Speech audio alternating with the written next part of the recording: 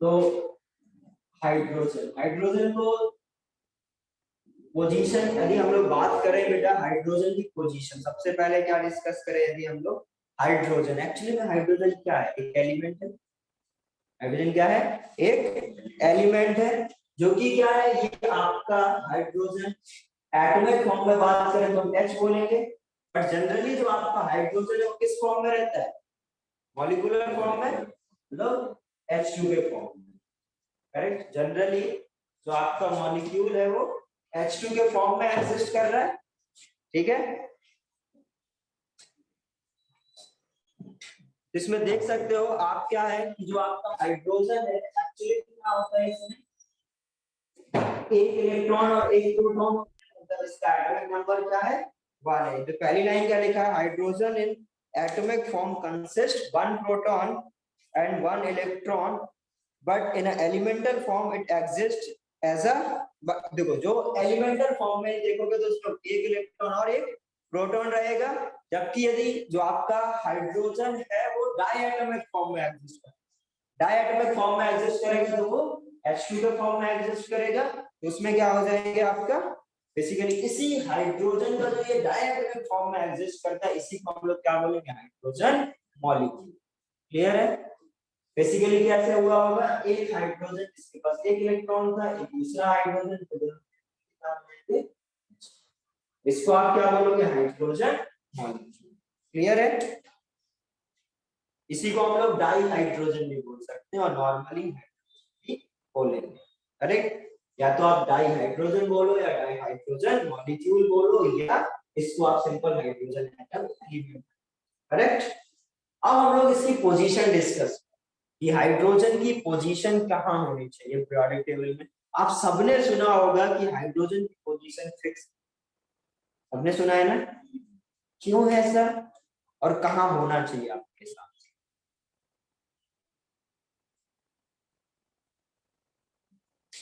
Position discuss करने में hydrogen की प्रॉपर्टीज डिस्कस करनी पड़ेगी।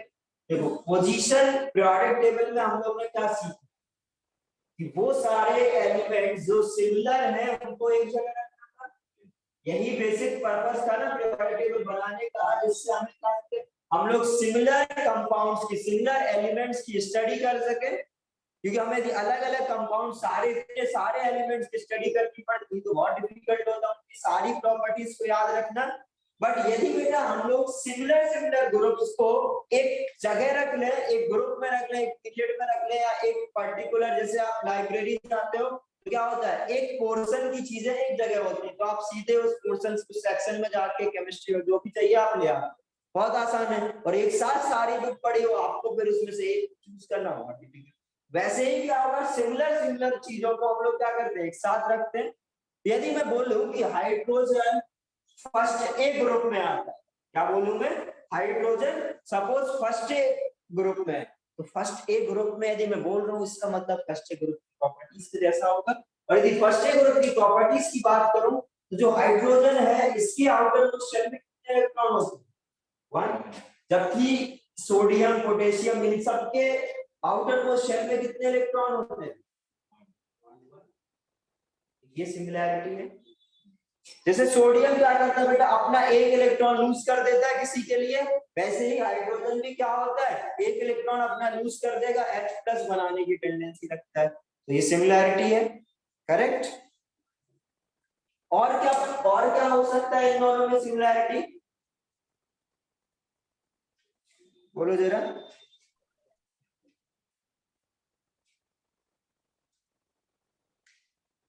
एक इलेक्ट्रॉन, सबके सिंगल इलेक्ट्रॉन होता है, ये एक सिमिलैरिटी होगी। ठीक है, और क्या इसके जैसे भी, जैसे आपका जो ये एल्कली मेटल्स है, अब ये जिस तरीके से एल्कली मेटल यदि O2 के साथ रिएक्शन करे तो क्या बनाते हैं, ऑक्साइड बनाते हैं, वैसे ही ये यदि O2 के साथ रिएक्ट करे तो क्या बनाएगा, तो इनके जो ऑक्साइड है वो भी क्या है, सिमिलर है। यदि सपोज सोडियम आपका Cl के साथ रिएक्शन करे तो क्या बनाता है, NaCl, वैसे ही हाइड्रोजन यदि नॉन मेटल Cl2 के साथ रिएक्शन करे तो क्या बनाएगा, तो इनकी प्रॉपर्टीज क्या है, बहुत सारी। एक तो इनके आउटर मोस्ट शेल में 1 इलेक्ट्रॉन है, और इनके जो ऑक्साइड फॉर्मेशन है वो भी सिमिलर है, क्लोराइड फॉर्मेशन है वो भी सिमिलर है। तो इनकी जो प्रॉपर्टीज है वो कैसी है, एल्कली मेटल्स के जैसे भी बोल सकते हैं। यदि एल्कली मेटल के जैसे प्रॉपर्टीज है तो हम लोग क्या बोलेंगे, इसको हम लोग फर्स्ट ए ग्रुप में रख सकते हैं, करेक्ट। बेसिकली इन ये सारे आपकी यूनिकॉस्ट मतलब वही इलेक्ट्रॉन्स करके प्लस बना सकते हैं। मेरे को लिखा होगा इलेक्ट्रॉनिक कॉन्फ़िगरेशन। सबसे पहले इनका इलेक्ट्रॉनिक कॉन्फ़िगरेशन एल्कली मेटल्स के जैसा है, सबके आउटर मोस्ट शेल में क्या होगा, NS1, करेक्ट। तो ये पहला हो गया इलेक्ट्रॉनिक कॉन्फ़िगरेशन। दूसरा क्या बोलोगे, फॉर्मेशन ऑफ यूनिपॉजिटिव आयन। यदि यूनिपॉजिटिव आयन मतलब सबका कार्बोकेटाइन बनाने का टेंडेंसी क्या है, सिमिलर है, सारे जो वैलेंसी है सभी का वो क्या है, +1 है, ठीक है। और क्या है, formation of oxide. Formation of oxide क्या है, सिमिलर है। H2O और Na2O सेम बना रहे हैं। Just like alkali metals, hydrogen combined with electronegative elements such as oxygen, halogen and sulfur. जैसे आपके एल्कली मेटल्स इन सारे नॉन मेटल के साथ कंबाइन होते हैं, वैसे ही आपका हाइड्रोजन भी क्या होगा, नॉन मेटल के साथ कंबाइन होगा। And reducing character. Reducing character क्या है बेटा, देखो रिड्यूसिंग कैरेक्टर क्या होता है, सभी को रिडक्शन ऑक्सीडेशन पता है। रिड्यूसिंग कैरेक्टर मतलब कि खुद का ऑक्सीडेशन करेगा, दूसरे का रिडक्शन। और यदि सोडियम को बेटा इलेक्ट्रॉन लूज करने को मिले तो वो हमेशा करेगा। तो जैसे क्या होता है, यदि मैं एक एग्जांपल लूं B2O3, ठीक है, इसकी रिएक्शन यदि हम लोग सोडियम या पोटेशियम से कराएं तो ये क्या करेगा, ये आपका के प्लस में जाने की कोशिश करेगा, तो इसको क्या करेगा। सिमिलरली यदि हाइड्रोजन है और इसके सामने कोई ऑक्साइड है, ठीक है, तो वो कोशिश क्या करेगा, इसको मेटल में और इसमें खुद ऑक्सीडाइज। आगे समझ में, तो इनकी टेंडेंसी क्या होगी, खुद ऑक्सीडाइज होकर ऑक्साइड बनाएंगे और जो मेटल होगा उसको क्या करेंगे, वो रिड्यूस करेंगे। क्लियर है। और यदि इसका ऑक्साइड देखूंगा तो क्या बनेगा, वो K2, करेक्ट। इस तरीके से क्या याद रखोगे कि ये जो आपका हाइड्रोजन, जैसे आपके एल्कली मेटल ऑक्साइड को रिड्यूस करके मेटल में या नॉन मेटल में कन्वर्ट करते हैं, वैसे ही क्या होगा, आपका हाइड्रोजन भी क्या करेगा, मेटल्स को, मेटल ऑक्साइड को रिड्यूस करके मेटल बनाएगा। क्लियर है। क्या ये सारे, ये जो H2 है, क्या ये सारे मेटल ऑक्साइड रिड्यूस कर सकता है, सारे नहीं करेगा। किसको करेगा, ये इसको रिड्यूस कर पाएगा बेटा, जो कि क्या है, इलेक्ट्रोकेमिकल सीरीज सबने देखी है, रिएक्टिविटी सीरीज NaKl, इस तरीके से याद कराया होगा आपको। वो जो रिएक्टिविटी सीरीज में जो हाइड्रोजन के नीचे है उन सबको वो क्या कर देगा, रिड्यूस कर देगा। जो ज्यादा इलेक्ट्रोनेगेटिव, सॉरी ज्यादा इलेक्ट्रोपॉजिटिव जो एलिमेंट्स है, मेटल्स है, उसको रिड्यूस। क्लियर है ये बात। तो ये समझ में आ गया एल्कली मेटल्स के जैसा क्या क्यों है, क्लियर। अब देखते हैं बेटा हैलोजन के जैसा क्यों। ठीक है, पहला समझ में आ गया सभी को। आप समझे यदि हम लोग रिजेंबल हैलोजन, ठीक है, लिखने की जरूरत नहीं है, आपके बुकलेट में लिखा है, आप लोग अपने से रीड करके नोट्स बनाना, और कुछ कुछ रफ में लिखते जाना हो तो साथ में लिखते जाओ, ठीक है, बट लेकिन थोड़ा फास्ट लिखना, इसमें ज्यादा समय नहीं लगता। ठीक है, अब हैलोजन के जैसे बोला जाए तो हैलोजन क्या करते हैं, हैलोजन इलेक्ट्रॉन गेन करते हैं। जो हैलोजन अगर FCl है उनकी टेंडेंसी क्या होती है, एक इलेक्ट्रॉन गेन करके F माइनस बनाने की, ये एक इलेक्ट्रॉन गेन करके क्या बना सकते हैं, Cl माइनस। सिमिलरली हाइड्रोजन भी क्या है बेटा, एक इलेक्ट्रॉन गेन करके क्या बना लेता है, H माइनस बना लेता है। जैसे बेटा ये जो आपके हैं, ये मेटल के साथ रिएक्ट करके क्या बना लेते हैं, ये जो Cl2 है मेटल के साथ रिएक्ट करके क्या बनाते हैं, NaCl। सिमिलरली हम लोग बोल सकते हैं यदि आपका Na और सामने यदि H2 है जो मैंने अभी बताया तो वो क्या बना लेंगे, इधर भी देखोगे तो Cl कितने -1 का और हाइड्रोजन क्या है -1, करेक्ट। यदि Cl या हाइड्रोजन यदि -1 में है तो हम लोग सिमिलर क्या बोल सकते हैं कि इनकी भी टेंडेंसी क्या है, ठीक है, इनका इलेक्ट्रॉन गेन करने का -1 करने, क्लियर है।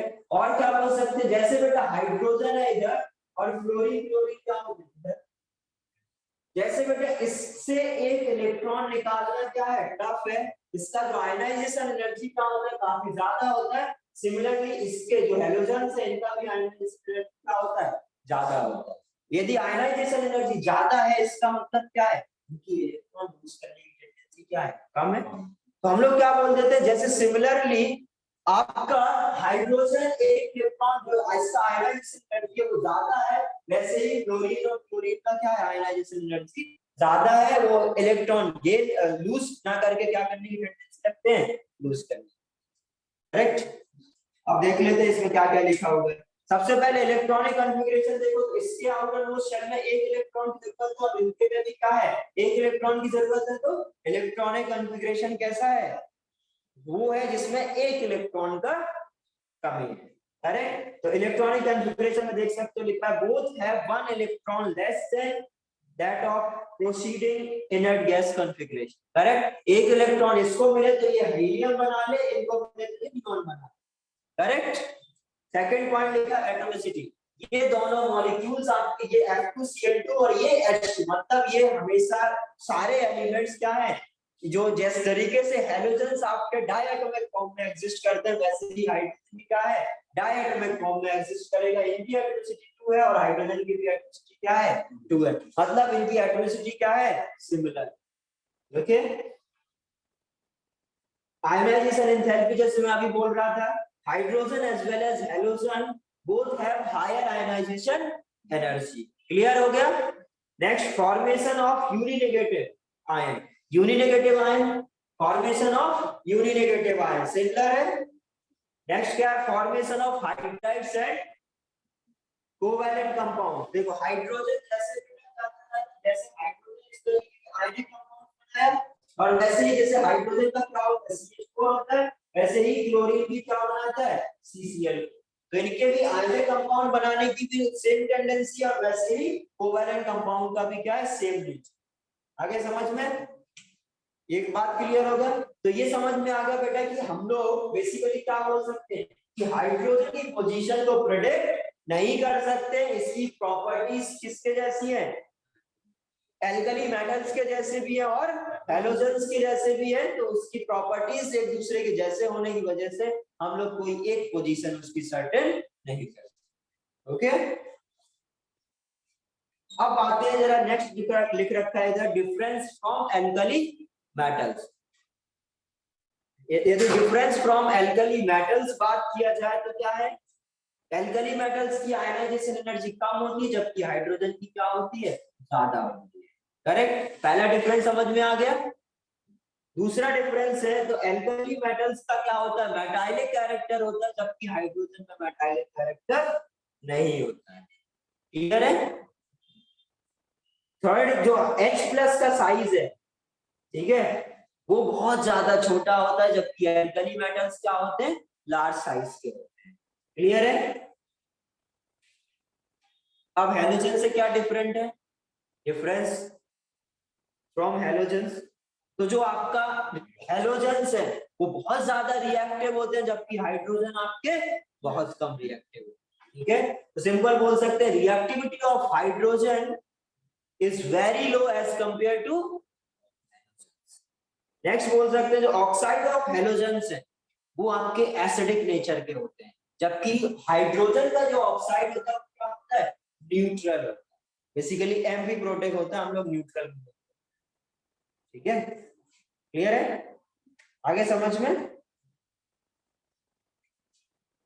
अब हम लोग ये तो बेसिक हो गया, क्या क्या बेसिक हो गया कि आपका जो हाइड्रोजन है वो किस फॉर्म में एग्जिस्ट करता है डायटोमिक फॉर्म में एग्जिस्ट करता है और उसकी पोजीशन कहां पर है, तो पोजीशन में हम लोग क्या बोल सकते हैं हम लोग ने पोजीशन में समझा कुछ उसकी प्रॉपर्टीज एल्कली मेटल्स के जैसी है और कुछ प्रॉपर्टीज उसकी हैलोजेंस के जैसी है, इसकी वजह से हम लोग उनकी उसकी पोजीशन को फिक्स नहीं कर सकते, ये बात समझ में आ गया। अब हम लोग देखते हैं बेटा डाई हाइड्रोजन तो H2, ठीक है।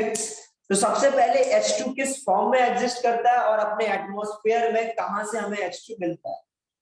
सबसे पहले हमें सोर्स की बात करनी चाहिए, कहां से हमें H2 मिलेगा, कहां पर उसका अकरेंस, करेक्ट। तो यदि हम लोग अकरेंस की बात करें तो 70% ऑफ टोटल यूनिवर्स का 70% हाइड्रोजन, मतलब यूनिवर्स में यदि हम लोग बात करें तो सबसे ज्यादा अकर करने वाला एलिमेंट कौन है, हाइड्रोजन, ठीक है। बट अर्थ क्रस्ट में अलग, ठीक है। यदि हम लोग अर्थ क्रस्ट की बात करें तो but it is much less abundant element 0.15% by mass in the earth atmosphere due to the its light nature, क्योंकि आपका लाइट नेचर की वजह से सारा क्या चला जाता है, ऊपर चला जाता है, इसलिए उधर ज्यादा है और अर्थ क्रस्ट में क्या बहुत कम। क्लियर है। तो टोटल यदि हम लोग कंबाइंड पूछें कि एक्चुअली में हाइड्रोजन कितने परसेंट मिलता है, वो करीब 15.4% the earth crust and ocean combined, आपको इतना क्लियर है। तो ये अकरेंस समझ में आ गया। देखो इस पे कोई ऐसे डेटा नहीं पूछता है, बट हमें ये पता होना चाहिए कि अब आपसे ये तो कोई पूछे कि एटमॉस्फेयर और अर्थ क्रस्ट में किसमें ज्यादा होता है, ये आइडिया होना चाहिए, ये पता होना चाहिए ये किसमें सबसे ज्यादा होता है, यूनिवर्स में सबसे ज्यादा होता है। इस ऐसी चीजें हमें याद होनी चाहिए, डेटा एग्जैक्ट डेटा हमें नहीं याद, ठीक है, बट हमें आइडिया रखना पड़ेगा, ठीक है। तो एक बार सभी लोग बुकलेट पढ़ना, एनसीईआरटी पढ़ना, ठीक है, एक बार नोट्स बनाना, तो ये चैप्टर आपका एकदम ओके।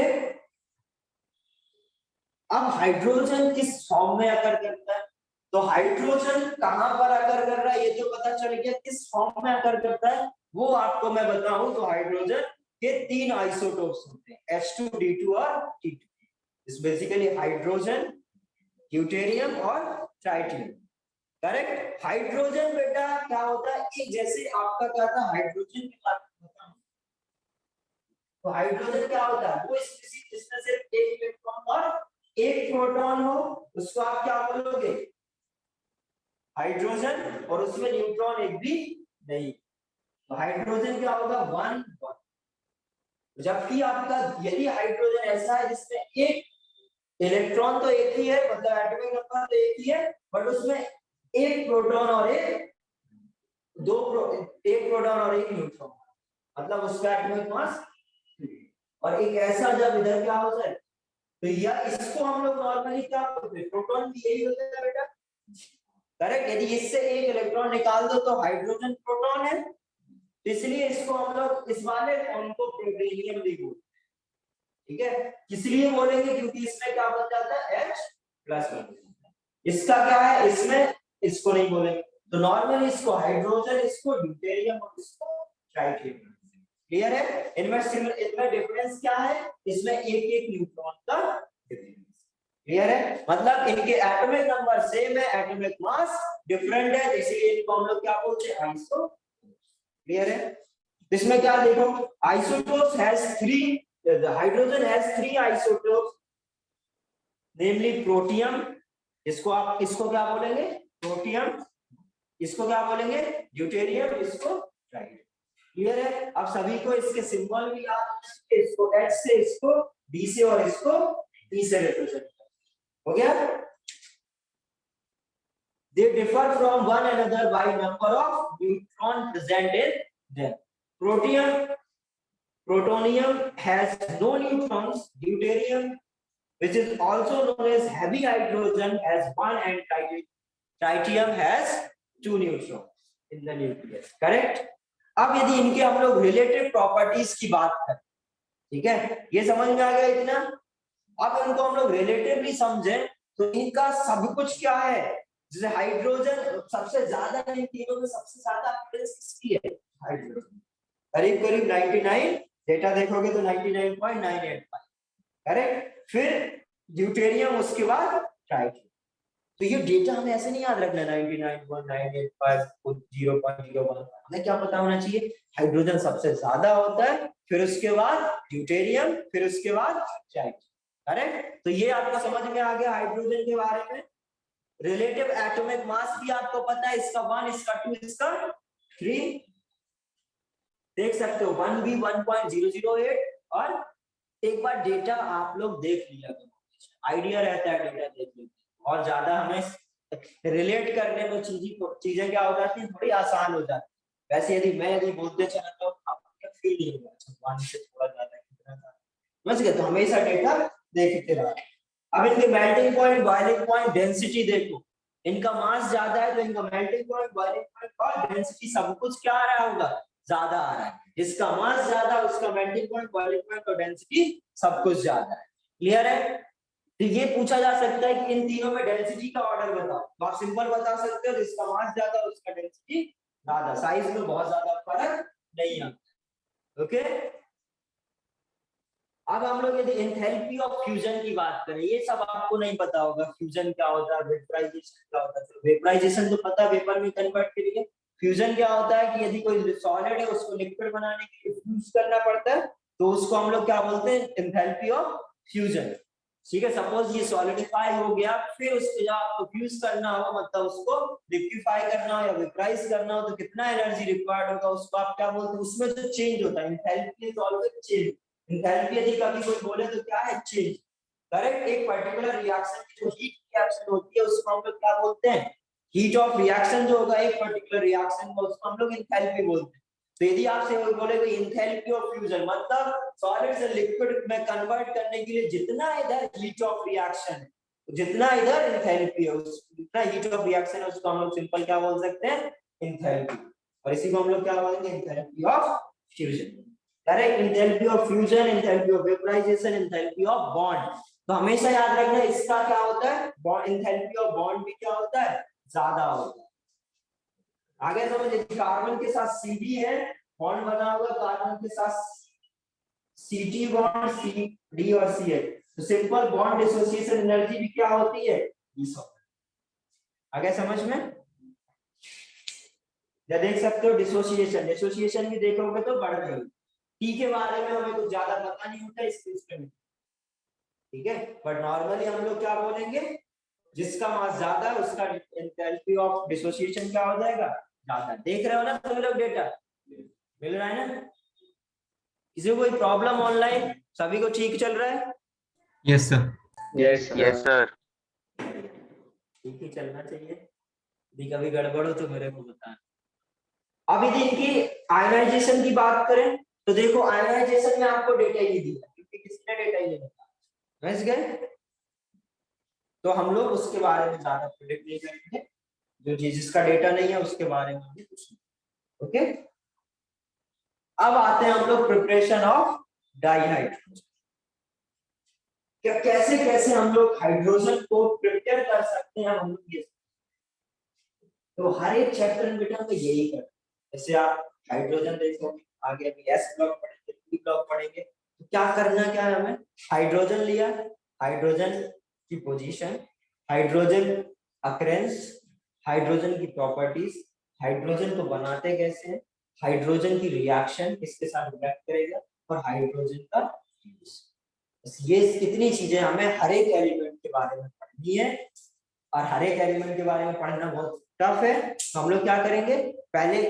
जो हाइड्रोजन की प्रॉपर्टीज अलग है आपके एस ब्लॉक के एलिमेंट से तो फिर हम लोग ब्लॉक पढ़ेंगे एस ब्लॉक पी ब्लॉक और करेक्ट। एस ब्लॉक में क्या पढ़ना है नाम समझ में आ गया होगा एल्कली मेटल्स और एल्कलाइन अर्थ मेटल। अब एल्कली मेटल्स की सबकी क्या है सिमिलर प्रॉपर्टीज होती है ऑलमोस्ट जिसकी डिफरेंट होगी उनको अलग से पढ़ लेंगे और एल्कलाइन अर्थ मेटल की क्या होगी सिमिलर होती है जिसकी अलग होगी। तो बेसिकली हमें एस ब्लॉक में क्या पढ़ना है और पी ब्लॉक में हमें फिर 6 और 6 के 6 पढ़ने होते हैं 3 आपके 11th में 3 आपके 12th में ठीक है और डी 12th में है समझ के और लेंथेनाइट वगैरह वो सब पढ़ेंगे क्लियर है। तो अभी हमें क्या करना है इसी तरीके से इनऑर्गेनिक में बेसिकली हमें एलिमेंट का कहां पर कितना अकरेंस है उसकी प्रॉपर्टीज क्या है रिएक्शन क्या है और उसकी प्रिपरेशन कैसे है यदि मॉलिक्यूल बना है तो प्रिपरेशन क्लियर है। तो अभी यदि हम लोग इसके क्या प्रिपरेशन की बात करें तो सबसे पहले देखो प्रिपरेशन में भी आपसे देखो जेई में तो ऐसे कोई पूछेगा नहीं जेई में भी पूछ लेते हैं लेबोरेटरी मेथड क्या है कमर्शियल मेथड क्या है ठीक है। देखो कमर्शियल लेबोरेटरी मेथड वो होता है बेटा जो हम लोग छोटे से अमाउंट में करके चेक कर सकते हैं ठीक है, बट जो कमर्शियल है वो लार्ज क्वांटिटी में हमें करना होता है, ठीक है। तो वो मेथड को हम लोग कमर्शियल मेथड बोलते हैं जिसकी अवेलेबिलिटी ज्यादा है। पता चले आप ऐसा कोई मेथड बता दो उसका अवेलेबिलिटी इतना ज्यादा है, इतना ज्यादा अवेलेबिलिटी नहीं है, वो बहुत महंगा है, तो उसको हम लोग उससे क्यों बनाए। तो हमेशा जो कमर्शियल मेथड होगा वो हमेशा क्या होगा, चीपेस्ट, जिससे सबसे कम से कम खर्च में क्या हो सके, हमारा प्रिपरेशन हो सके, उसको हम लोग यूज। ठीक है, आप सबने सुना होगा हाइड्रोजन का यूज, सबने सुने होंगे हाइड्रोजन। क्या वैसे हो सकता है हाइड्रोजन का यूज, यदि कमर्शियली हमें बनाना है तो हमें कुछ यूज करना पड़ेगा हाइड्रोजन का। कुछ बोल सकते हैं, चलो इसने बढ़िया बताया कि केमिकल बनाने के लिए, बहुत ऑब्वियस आंसर है, ठीक है, हो सकता है ना H2 की रिएक्शन से केमिकल बनाना, करेक्ट। और क्या हो सकता है, हाइड्रोजन को बेटा एज अ फ्यूल यूज कर सकते हैं, करेक्ट। हाइड्रोजन, ये सोचो बेटा जितना आप पेट्रोल लोगे और सेम अमाउंट यदि हाइड्रोजन का लोगे तो हाइड्रोजन से बहुत ज्यादा टाइम्स एनर्जी ज्यादा मिलेगी, ठीक है। तो अभी सबसे ज्यादा जो रिसर्च चल रही है वो सिर्फ इसी पे चल रही है, हाइड्रोजन को हम लोग एज अ फ्यूल कैसे यूज कर सकते हैं। एनर्जी का सोर्स है, अच्छा खासा एनर्जी है, बट उसको हम लोग कंट्रोल करके कैसे यूज करें। जैसे अपने को बाइक या कार इन सब में यूज करना हो तो कंट्रोल एनर्जी चाहिए होती है, बहुत ज्यादा एनर्जी तो चाहिए नहीं, तो उसको उस तरीके से कैसे यूज करें उस पर अभी, ठीक है। तो और इससे फायदा क्या होने वाले, जो पेट्रोल डीजल ये सब हम लोग जो यूज करते हैं सबसे बहुत ज्यादा पोल्यूशन, और हाइड्रोजन को यदि हम लोग यूज करने लग जाएं तो पोल्यूशन भी खत्म, उससे कोई भी पोल्यूशन नहीं आता, एक गैस से पोल्यूशन निकलती है वो भी कैसे दूर हो जाता है, ठीक है। आगे समझ में, तो सबसे पहले हम लोग क्या देखेंगे, लेबोरेटरी में। लेबोरेटरी मेथड में क्या है कि जब हम लोग जैडन की रिएक्शन, ठीक है, पहला लेबोरेटरी मेथड क्या, जैडन के ग्रेन्यूल्स लेते हैं, छोटे छोटे पीसेस लेते हैं, उसकी रिएक्शन हम लोग किसके साथ करें, जैडन की रिएक्शन सपोज में HCl के साथ, मतलब कोई भी आप एसिड के साथ, एसिड होना चाहिए डाइल्यूट, नॉर्मल से एसिड होना चाहिए, ठीक है। एसिड के साथ कराओगे तो क्या बनेगा, ये ZnCl2 प्लस, इस तरीके से ये क्या हो गया, H2 का प्रिपरेशन हो गया, H2 का फॉर्मेशन हुआ। तो हमें वो सारे मेथड सीखने हैं जिससे H2 का, करेक्ट। तो ये अब जरूरी क्या है, ये तो ठीक है, ये तो आप बना लोगे, ये भी हमें याद रखना जरूरी है, ये क्या है, इससे हम लोग कमर्शियली नहीं, ठीक है, ये भी हमें याद रखना पड़ेगा कौन सा मेथड कौन सा वाला। प्रिपरेशन तो चलो फिर भी हम लोग एक बार ये रिएक्शन याद हो गए, और याद भी नहीं है तो हम कॉमन सेंस से लगा सकते हैं Z है, और ये इधर क्या HCl, इधर +1 में ये क्या होगा, खुद रिड्यूस होगा, तो ये क्या करेगा, ऑक्सीडाइज। हमेशा केमिकल रिएक्शन तो ऐसे ही देखना है, ऐसे देखोगे इस तरीके से, ठीक है, इस तरीके से देखोगे कि किसका ऑक्सीडेशन हो रहा है, किसका रिडक्शन।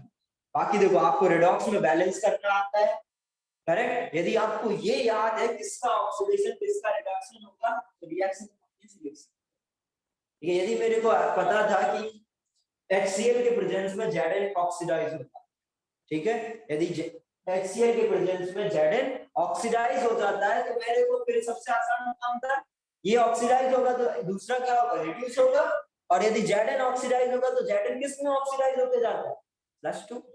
Zn की जो नॉर्मल वैलेंसी होती है वो क्या होती है, +2, और एक ही वैलेंसी होती है उसकी Zn की, तो हमेशा याद रखोगे Zn +2। Zn का ऑक्साइड क्या बनाओगे हमेशा, Zn के क्लोराइड क्या बनाओगे, Zn का किसी के साथ भी रिएक्शन कराओ ZnS बनता है, ZnS क्या होता है, सल्फाइड, Zn+2 सल्फर -2, करेक्ट। तो इस तरीके से जितने भी आप कंपाउंड बनाओगे Zn के वो सब किसके होंगे, +2 के। सिंपल क्या बोल सकते हैं, Zn + HCl will form ZnCl2 plus, clear है। तो ये क्या है आपका लेबोरेटरी में।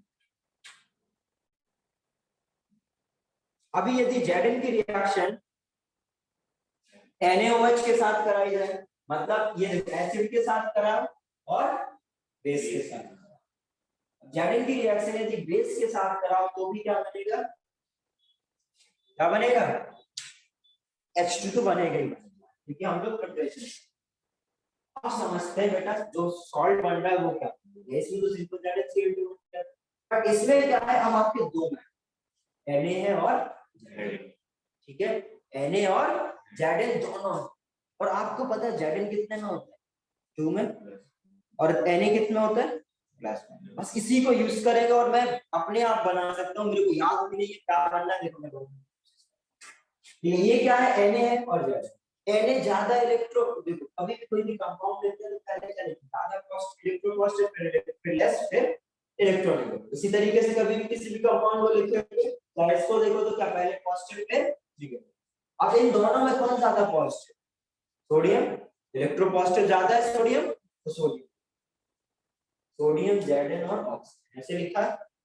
अब कौन कितना होगा वो कैसे पता चलेगा, इनकी वैलेंस, Zn कितने होना चाहिए +2 में, और सोडियम कितने में होगा +1 में, टोटल इधर +3 और एक ऑक्सीजन -2 में होता है हमेशा, तो हमें कुछ ऐसा कॉम्बिनेशन बनाओ कि इनका सम क्या हो जाए, तो इसके लिए हमें क्या करना चाहिए, Na को 2 ले लो, Zn को 1 ले लो और ऑक्सीजन को 2 ले लो, तो इधर कितना +2 इससे आएगा +4 -2, तो ये क्या बन गया Na2Zn, करेक्ट। यदि सेम रिएक्शन Al के साथ कराता Al + NaOH क्या बनता है, बराबर बनो, Al + NaOH करता, तो ये पता है, देखो क्या याद रखोगे, मेटल की रिएक्शन, ये सब मेटल की रिएक्शन याद रखो, हमेशा एसिड के साथ कराओ या बेस के साथ कराओ हमेशा H2 मिलेगी, क्या याद रखोगे, मेटल की रिएक्शन किसके साथ कराओ, या तो एसिड के साथ कराओ या बेस के साथ कराओ हमेशा H2 मिलेगा, बट अभी हम लोग क्या कर रहे हैं, सिर्फ और सिर्फ कमर्शियल देख, इसलिए हम लोग थोड़ा सा कंट्रोल रिएक्शन, ठीक है, कि सब बस अभी मैं जनरलाइज कर रहा हूँ, ये बोल रहा हूँ कि ये सिर्फ हमें लेबोरेटरी मेथड दे, तो मैं क्या बोल सकता हूँ, मेटल की रिएक्शन एसिड के साथ कराओ बेस के साथ कराओ हमेशा क्या मिलेगा, H2 मिलेगा, अब H2 तो मिल गया, इससे भी क्या मिलेगा H2, अब इस ये कंपाउंड क्या होगा, इसका भी क्या मिलेगा, दोनों का मिलकर बना, मिलकर ही क्या बनेगा जो मिलेगा, क्या मिलना चाहिए बताओ, NaAl, आगे समझ में, ये कितना +3 में, ये +1 +4, ठीक है, Al की रिएक्शन कराओगे तो क्या होता है, बट इसमें Al के साथ रिएक्शन कराते टाइम हमें इसको एक्चुअली में एक्वस लो, ठीक है, तभी ये रिएक्शन एक्चुअली बैलेंस हो गया, H2O लिखोगे तभी बैलेंस होगी, अदरवाइज तो ये इसके साथ, इसमें ऐसी दिक्कत नहीं आती, बस इसमें हम जब आप बैलेंस करोगे, करो इसको बैलेंस, विदाउट H2O होगी नहीं बैलेंस, विदाउट H2O इसको बैलेंस करने की कोशिश करो, बैलेंस नहीं करता,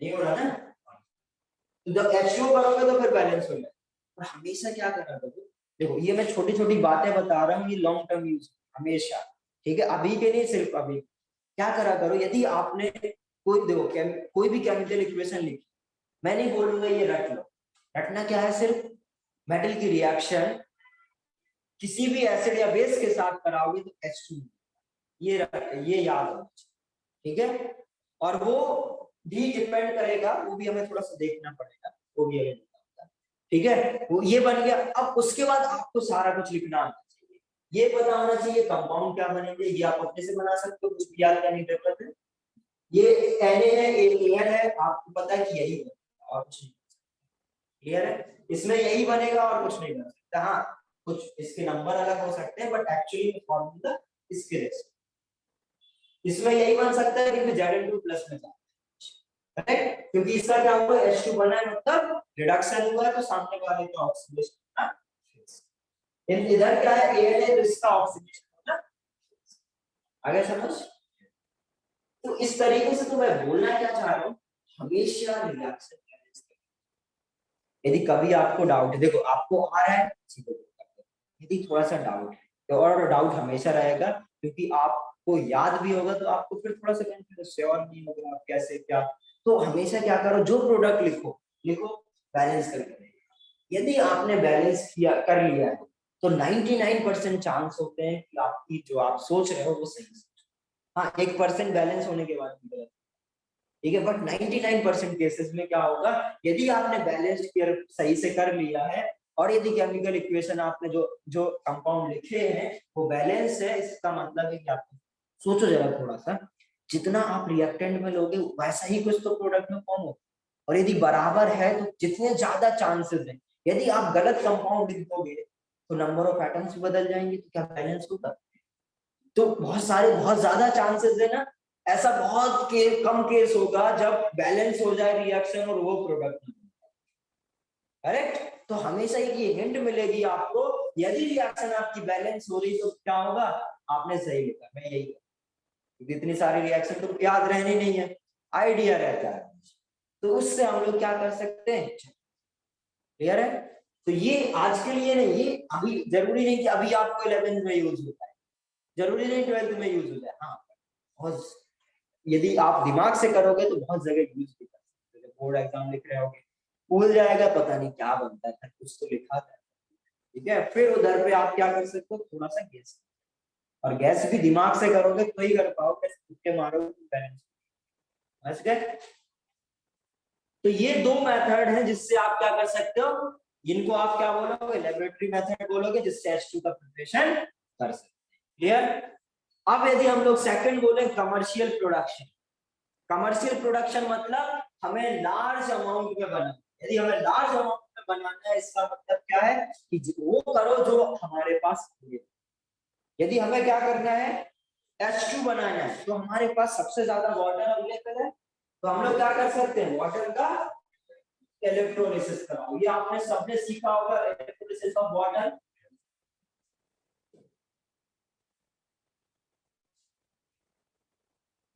इलेक्ट्रोलिसिस ऑफ वाटर आता है क्या, इलेक्ट्रिसिटी, एक सपोज आपके पास वाटर है, आपने क्या करा, इधर पे इलेक्ट्रोड लिया,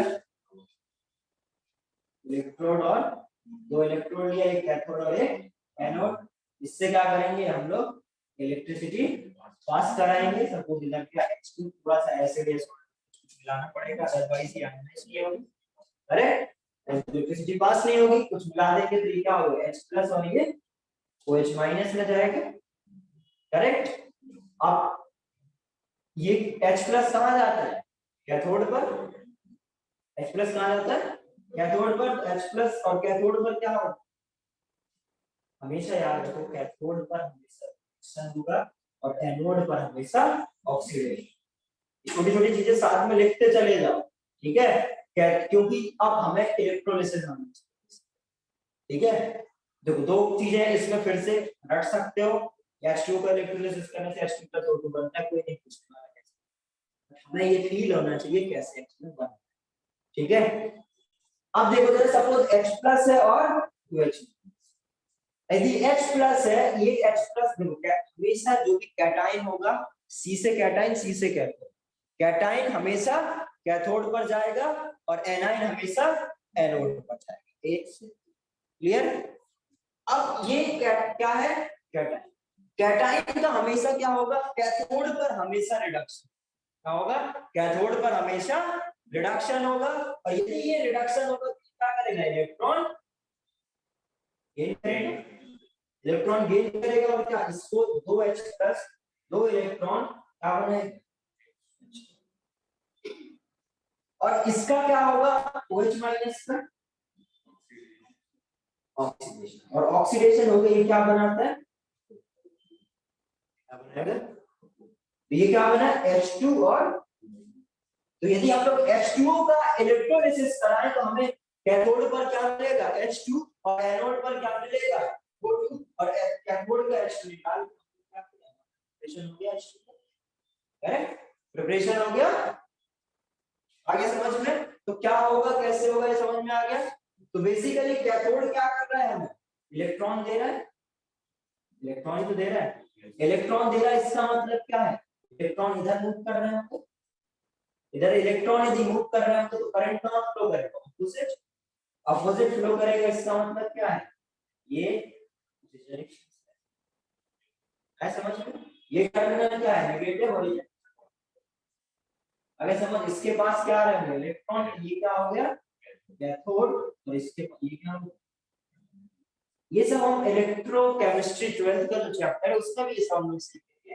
अभी मैं इस ये सिखाने के फोकस में, अभी हमने सिर्फ क्या करना है, हम सिर्फ इस पे फोकस्ड है कि ये जो आपके कैटाइन है वो कहाँ जाएंगे, कैथोड से, और एनाइन कहाँ जाएंगे, एनोड पर जाएंगे। कैथोड पर रिडक्शन होगा, एनोड पर ऑक्सीडेशन होगा। यदि H+ का रिडक्शन हुआ तो H2 बनाएगा, और यदि ऑक्सीडेशन हुआ तो ये आगे समझ में क्लियर है। इधर ऑक्सीजन -2 में था, इधर हुआ ऑक्सीडेशन, इधर क्या हुआ, ये +1 में था, इधर क्या हुआ, रिडक्शन। क्लियर है। तो इस तरीके से हम लोग यदि वाटर का इलेक्ट्रोलिसिस कराएं तो क्या होगा, H2+O2 बनेगा। इधर पर हम लोग H2 का प्रिपरेशन कर सकते हैं और लार्ज अमाउंट में कर सकते हैं क्योंकि वाटर फ्री में अवेलेबल। क्लियर है। लेकिन खर्चा होगा इसमें अच्छा खासा, बट H2 जो मिल रहा है वो बहुत वैल्यू, ठीक है। O2 का तो उतना वैल्यू नहीं है, बट नहीं है तो दोनों यूजफुल, बट इसका जो ये इसका जो वैल्यू है वो बहुत ज्यादा। क्लियर है ये बात, इलेक्ट्रोलिसिस समझ में आ गया। और क्या कर सकते हैं, जैसे मैं अभी बता रहा था आपको, इसमें हमें कुछ एसिड वैसिड मिलाना पड़ेगा। यदि आपको इसमें क्या कर दो, यदि सॉल्ट मिला, क्या करो, सॉल्ट मिला, समझना ध्यान से। यदि सपोज सॉल्ट मिलाया, यदि सॉल्ट मिलाया इसमें, मतलब वाटर तो है और साथ में NaCl, NaCl मतलब क्या, ये Na+ और Cl- में ब्रेक हो जाएगा, करेक्ट। Na+ ये फिर से मैं वही काम करना है मेरे को, क्या करना है, अब ये भी क्या होगा, इसको देखिए, ये H+ और OH-, मतलब इसको H3O+ और OH- ऐसे दिखा देते हैं। अब ये, अब आपके पास क्या बेटा, दो कैटायन है और दो, अब हमेशा याद रखना बेटा, जाता है एक बार में, ऐसे नहीं कि पता चले दोनों रिड्यूस होता है, क्या रहेगा, एक ही रिड्यूस होता है। कौन सा रिड्यूस होगा, ये सब।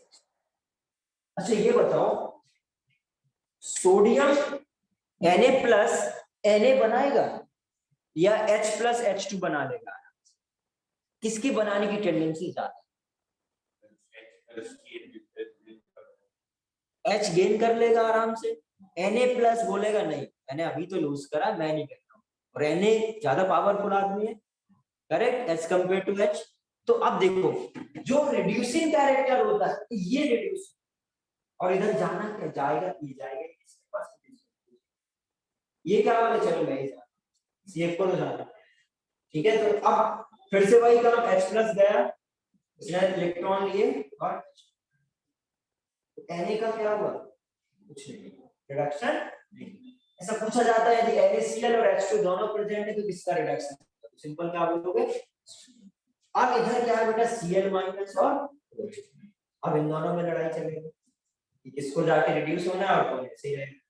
तो इसके लिए आपको क्या पता होना चाहिए, अभी जब आप इलेक्ट्रोकेमिस्ट्री पढ़ेंगे तो आपको इलेक्ट्रोड रिडक्शन पोटेंशियल और इलेक्ट्रोड ऑक्सीडेशन पोटेंशियल, तो उसमें क्या होता है, इसमें भी इनकी भी बता, H+ क्या होता है, क्या है कि इनकी जो पोटेंशियल होता है उसके हिसाब से ये ऑक्सीजन का रिड्यूस, जिसका ज्यादा होगा वो उसकी टेंडेंसी ज्यादा होगी, करेक्ट। बट एक्चुअली में क्या होता है इन दोनों में, मैं आपको अभी बहुत ज्यादा नहीं बताने की कोशिश कर रहा हूं, सिंपल इतना याद रखो, ये दोनों यदि है तो क्या होगा, Cl- जाके,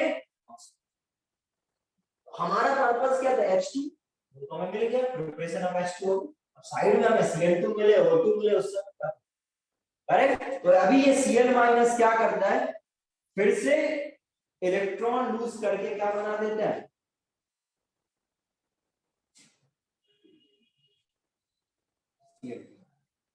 अब इधर मार्केट में बचा क्या, Na+ और Na+ और OH- आपस में मिलकर क्या बना लेंगे, आगे समझ। तो क्या समझ में आया प्रिपरेशन ऑफ H2, क्यों कैसे होगा, क्योंकि सोडियम ऑक्सीडाइज नहीं हो सकता है, तो हम लोग क्या नॉर्मल यदि एसिडिक वाटर लेंगे तो भी क्या मिल जाएगा, H2+ O2 मिलेगा। यदि हम लोग बेसिक लेंगे मतलब सॉल्ट मिला देंगे, NaCl मिला देंगे तो हमें क्या मिलेगा, H2+Cl2 और साथ में NaOH। ओके, क्लियर है?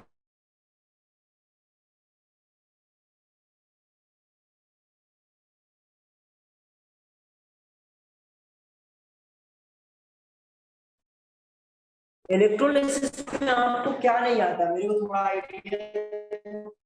ये रिडक्शन ऑक्सीडेशन समझ में आता है, रिडक्शन होगा ऑक्सीडेशन होगा। अब हमें बस चीजें थोड़ी सी याद रखनी है। आप ऐसा क्यों होता है क्यों नहीं होता ये हमें नहीं मतलब। हम कैथोड उसी को बोलते हैं जहां पर क्या होता है, रिडक्शन होता है, और एनोड उसी को बोलते हैं जहां पर क्या होता है, ऑक्सीडेशन। ये तो हमारा रोटेशन हमें पता होना चाहिए।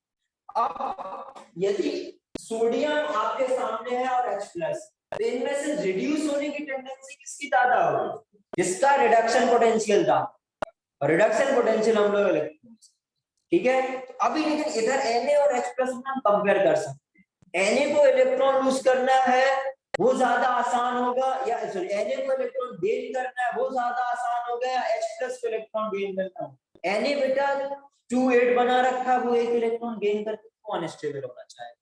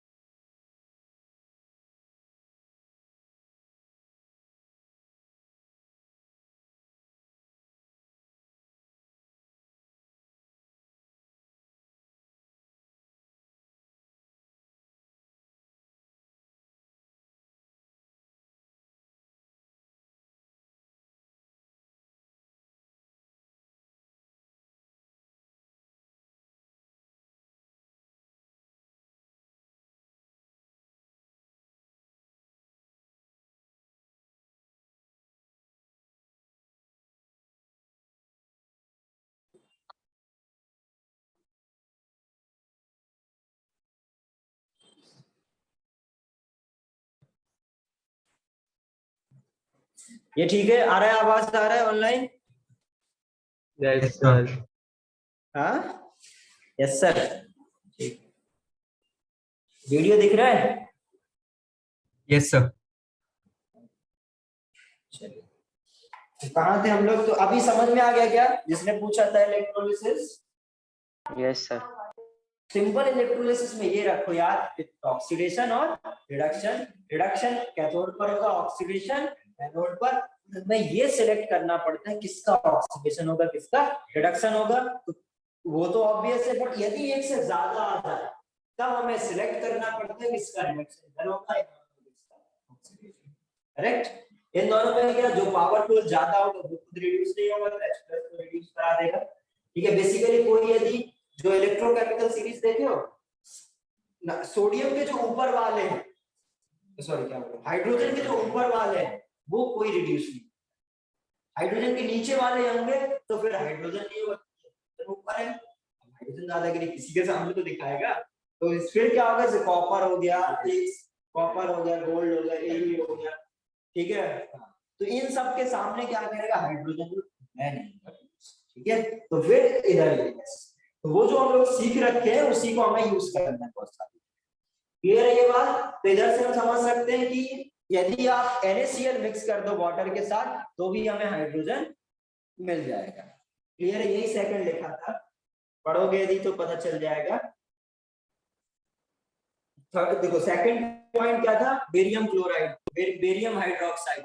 तो सेम बात है, सेकंड पॉइंट देखो क्या लिखा है, dihydrogen of high degree of purity is obtained by the electrolysis of formed aqueous barium hydroxide, barium hydroxide भी क्या है, सेम NaOH के जैसे है, वो भी Ba2+ और 2OH माइनस में टूटेगा। और बेरियम भी क्या होगा, हाइड्रोजन से ऊपर है, तो बेरियम खुद तो रिड्यूस होगा नहीं, जाके हाइड्रोजन ही रिड्यूस होगा, तो H2 मिल गया, और OH माइनस और Cl माइनस में बताया, तो क्या हो जाएगा Cl2।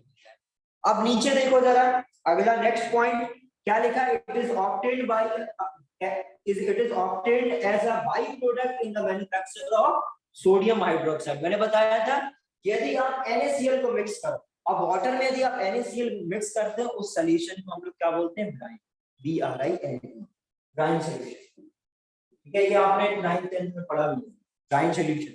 ठीक है, तो बेसिकली हम लोग ब्राइन को क्या बोलते थे, ब्राइन से हमें सोडियम हाइड्रोक्साइड मिलता है और H2 गैस मिलता है और Cl2 मिलता है, करेक्ट। तो इधर देख सकते हो, देखो मैंने ये लिखा एट कैथोड, यही बता रहा हूँ, H2 मिल रहा है, एट कैथोड क्या मिल रहा है, H2 मिल रहा है।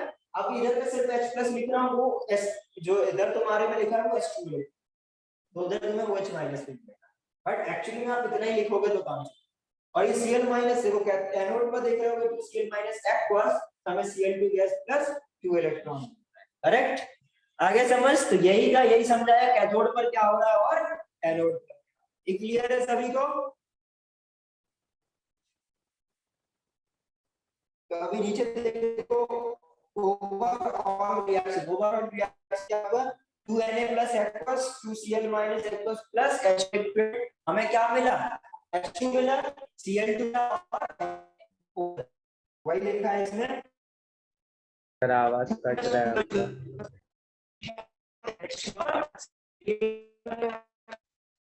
सर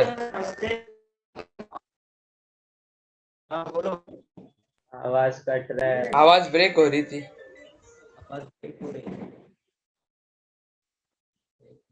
लाइट तो वाईफाई बंद हो गया।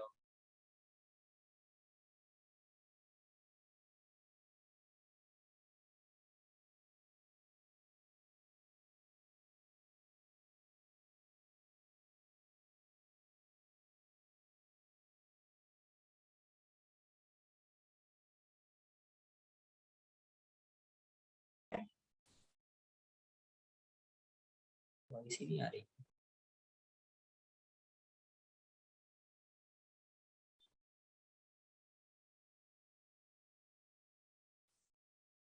बोलो जरा। हाँ सर अभी क्लियर है। अभी क्लियर है, ओके। अब देखते हैं जरा हम लोग नेक्स्ट मेथड, जिससे हम लोग कमर्शियली H2 को प्रोड्यूस कर सकते हैं। ठीक है, वो क्या है, यदि हम किसी हाइड्रोकार्बन से स्टीम पास करें, क्या करूं मैं, by passing steam over hydrocarbon और coke at high temperature in the presence of catalyst. क्या होगा बेटा, यदि सपोज आपका कोई हाइड्रोकार्बन, ठीक है, तो हाइड्रोकार्बन से हमें क्या मिलेगा, यदि किसी हाइड्रोकार्बन से हम H2O मतलब स्टीम फॉर्म मतलब वेपर फॉर्म में, ठीक है, मतलब सबसे ज्यादा जिसका एनर्जी हीट होता है उसमें, उस फॉर्म में हम लोग क्या करेंगे, यदि हम लोग किसी हाइड्रोकार्बन से पास कराएं तो हमें क्या मिलेगा, CO प्लस H2। तो इसी CO प्लस H2 को हम लोग क्या बोलते हैं, water gas.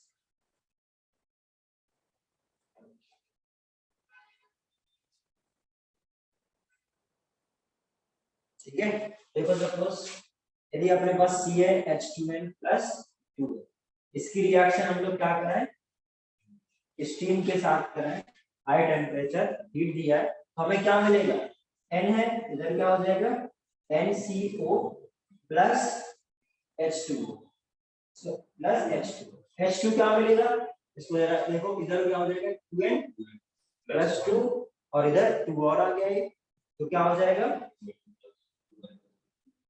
2n plus 1,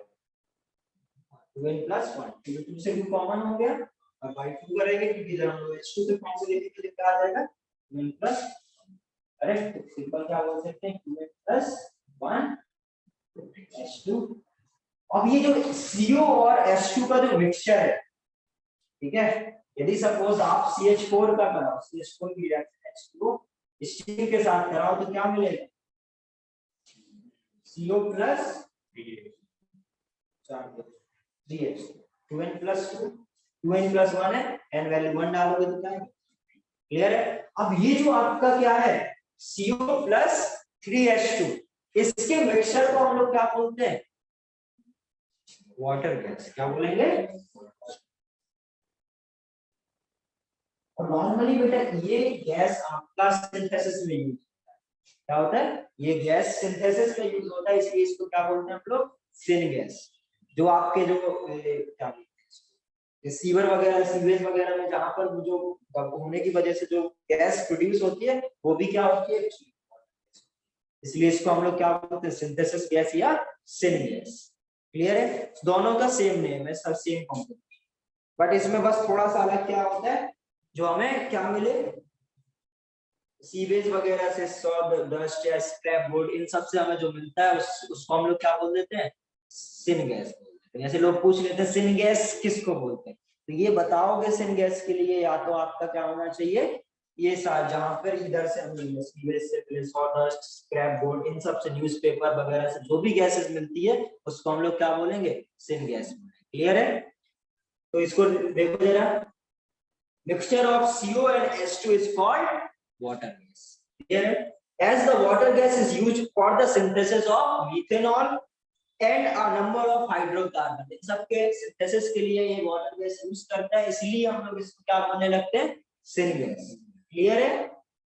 Syn gas is obtained nowadays from sewage, sawdust, scrapboard, newspaper. इन सबसे हमें क्या मिल रहा है इसी इसको हम लोग क्या बोल सकते हैं syn gas. The process of producing syn gas from coal.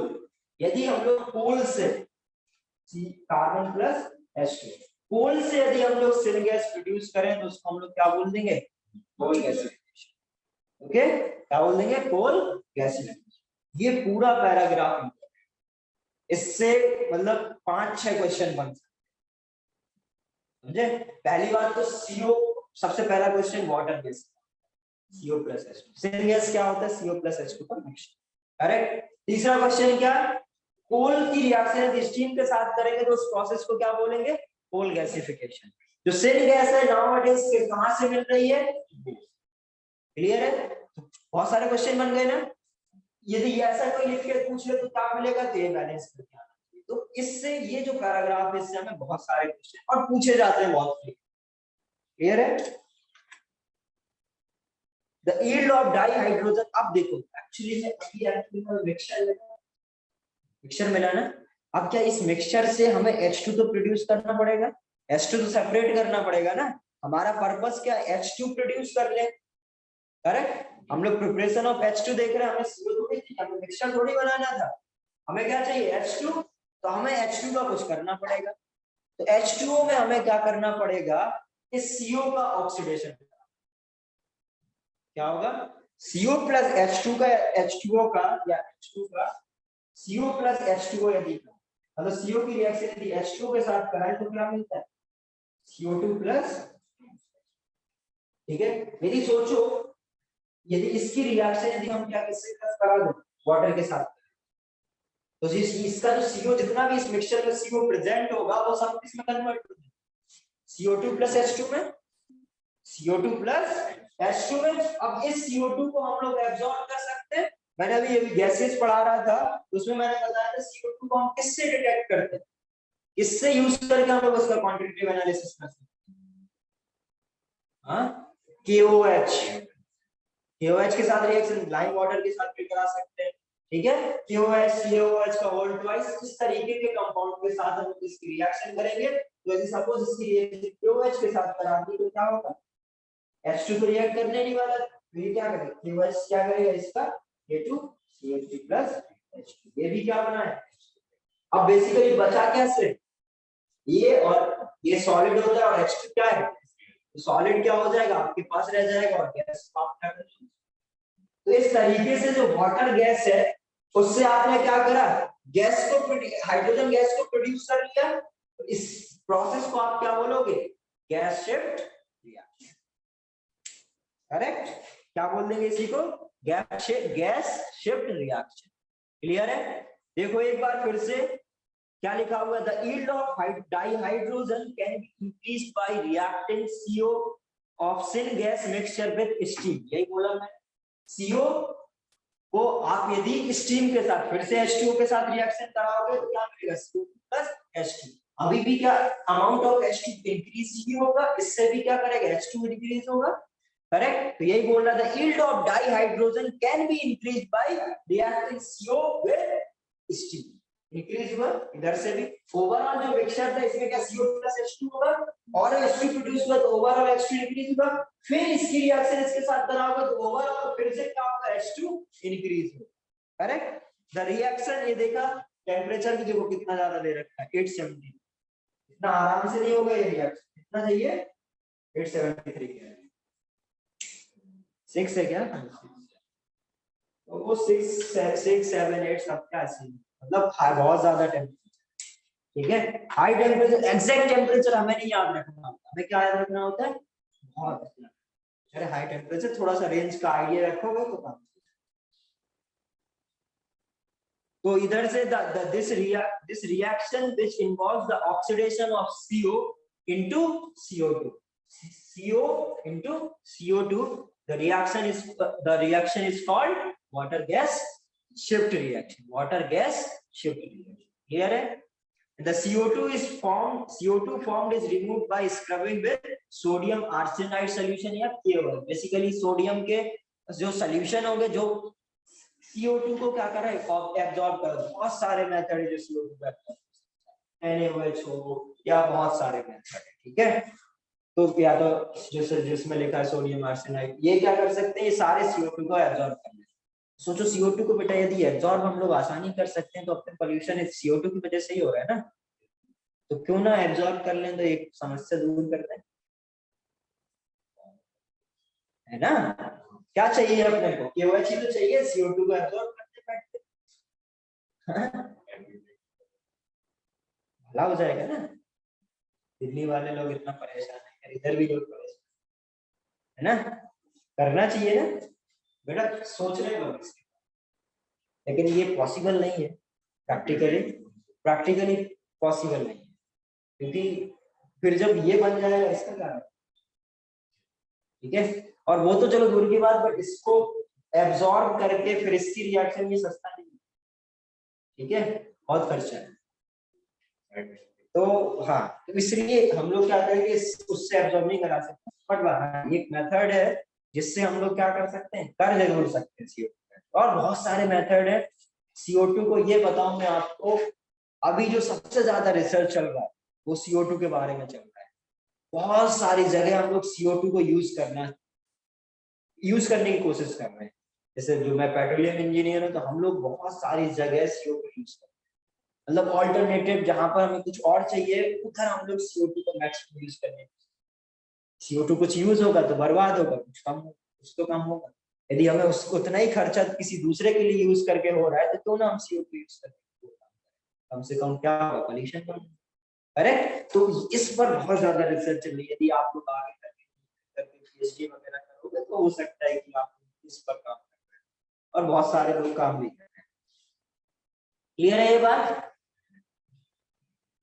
अभी नेक्स्ट देखते हैं हम लोग लेन प्रोसेस। तो ये समझ में आ गया सभी को।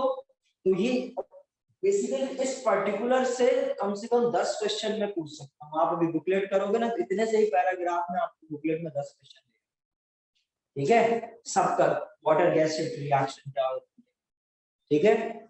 तो इस तरीके से किस तरीके से हम CO2 को एब्जॉर्ब कराएंगे, ठीक है। ये ऐसे क्वेश्चंस आपसे बहुत सारे पूछे जा सकते हैं। अब देखते हैं हम लोग लेन प्रोसेस। इसमें क्या होता है, इसमें 2 स्टेप्स इन्वॉल्व होते हैं। पहले जो आपके पास Fe है, पहला ऑक्सीडेशन होता है, फिर रिडक्शन, ठीक है। तो Fe का रिएक्शन हम लोग H2O के साथ कराते हैं, सुपर हीटेड स्टीम, मतलब बहुत ज्यादा टेम्परेचर।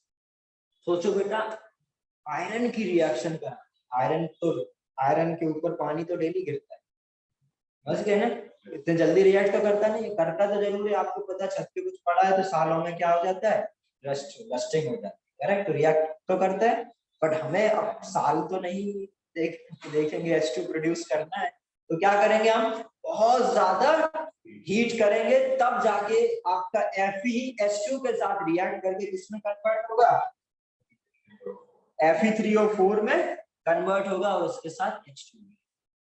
करेक्ट। तो उसके लिए आपको जो टेम्परेचर देख रहे हो कितना है, 1000 से ज्यादा। क्लियर है। और ये कॉमन सेंस भी है, बहुत ज्यादा होना चाहिए। तो हमें ये कॉमन सेंस को अपने सेंस में लाना है, जो हम लोग देखते रोज हैं बट हमें पता नहीं चलता है। हमने सभी ने देखा है कि आयरन की रिएक्शन यदि वाटर के साथ कराओ तो सालों लग जाते हैं। ऑक्साइड जो रस्ट होता है वो क्या होता है, एक्चुअली रस्टिंग होता है। तो बेसिकली इधर क्या ऑक्साइड फॉर्मेशन मतलब रस्ट ही बन रहा है, बट एक दिन में बनाना है तो क्या करना पड़ेगा, बहुत ज्यादा हाई टेम्परेचर के साथ हमें रिएक्शन करानी पड़ेगी, तो जो तुम घर पे नहीं बना सकते इतना टेम्परेचर, है ना। फिर क्या होगा, अब ये जो कोल गैस होता है बेसिकली H2+CO, या इसी को हम लोग वाटर गैस बोलते हैं। देखो वाटर गैस CO+H2 का मिक्सचर होता है, यदि एक पर्टिकुलर रेशियो बदल जाता है तो उसको कोल गैस बोलते हैं। तो Fe2O3 की रिएक्शन 2H2+CO के साथ यदि कराया जाए तो क्या मिलेगा, 3Fe+H2+CO। क्लियर है। तो ये बहुत ज्यादा फेमस नहीं है, ठीक है, बट हमें फिर भी आइडिया रहना चाहिए हर चीज का। देखो कोई भी चीज कहीं भी आ सकती है, जो फेमस नहीं है एक बार जेई में आई तो अगली बार के लिए फेमस है ना। तो क्या नया आ जाए वो हमें किसी को नहीं पता है, बट ये जरूर है कि एनसीईआरटी में जितना लिखा हुआ है वो तो हमें आना ही आना चाहिए। वो उसमें से आप कुछ भी नहीं छोड़ सकते। तो एनसीईआरटी तो सभी को एक बार रीड करनी है, चाहे आप 25 से, ठीक है, बट आपको रीड जरूर करनी है एनसीईआरटी। हाँ, अब अपनी स्टेट बोर्ड की बुक में यही है, तो आपको एनसीईआरटी से ही रीड करना है और एक बार जरूर रीड करना है। जब आप नोट्स बना रहे हो इसको भी रीड करो, साथ में एनसीईआरटी करो और साथ में नोट्स बनाओ। जो जो अच्छे अच्छे पॉइंट है उनको बढ़िया से लिखो। एक बार काम कर लोगे तो फिर आपको दोबारा में क्या करना पड़ेगा, सिर्फ अपने नोट्स रीड करने, और आपको कोई टेंशन नहीं, क्योंकि आपको पता है कि आपने सारा कुछ अपनी एनसीईआरटी से लिख लिया। ऐसा कुछ भी नहीं होगा जो आपकी एनसीईआरटी से छूटेगा। तो एक बार जरूर करना है सभी को। डन। अब देखते हैं जरा कॉमन मेथड। तो कॉमन मेथड में मैं ये बता रहा था, देखो जरा, जो आपको ये सबको आइडिया है कि जो सोडियम होता है बहुत ज्यादा रिएक्टिव होता है। सोडियम को हम लोग बेटा ऐसे खुले में नहीं रख सकते, पता है ना। वो क्या कर जाता है, रिएक्ट कर जाता है, सीधे ऑक्साइड बना लेता है, बॉन्ड नहीं लगता है। पानी में भी नहीं रख सकते क्योंकि सोडियम पानी के साथ भी रिएक्ट कर जाता है। कहाँ पर रखते हैं, सबने सुना है केरोसिन में। बहुत फेमस सवाल है, 9th यही आता है, क्यों यही सीख पा रहे हो, मतलब ये तो आता ही आता है, ये नहीं आता कोई भी नहीं, क्यों। अब जरा देखो समझते हैं इसी इसी इंफॉर्मेशन का कारण क्या है। ये जो सोडियम है ये बेटा आपका कैसा भी पानी, कोल्ड कोल्ड यदि कोल्ड के साथ यदि कोई रिएक्ट कर रहा है तो हमने देखा Fe कोल्ड के साथ कुछ नहीं हो रहा था, बट और बहुत ज्यादा हीट करने के बाद वेपर जो स्टीम फॉर्म में बना है उसके साथ, तो यदि सोडियम कोल्ड के साथ रिएक्ट करके क्या बनाता है बेटा, सोडियम ऑक्साइड प्लस। क्लियर है। तो ये मेथड भी हो सकता है जिससे हम क्या करें, H2 प्रोड्यूस करते हैं। करेक्ट, आगे समझ। अब देखो जरा, तो ये सोडियम जैसे कौन कौन से ऐसे मेटल है जो कोल्ड के साथ भी, वो याद रखोगे, सोडियम पोटेशियम, ठीक है। कहीं कहीं पर कैल्शियम पे लिखा रहता है, ठीक है, ये ठीक है, sodium potassium barium and calcium, इनके साथ ये कोल्ड वाटर के साथ भी रिएक्ट करके करना है H2O प्लस। अब ये जो Mg है, Mg थोड़ा खास, ठीक है।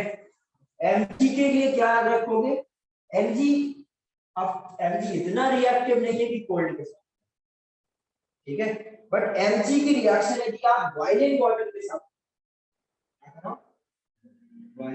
सबको पता है क्या होता है, यदि Mg की रिएक्शन बॉइलिंग वाटर के साथ करा दो तो ये,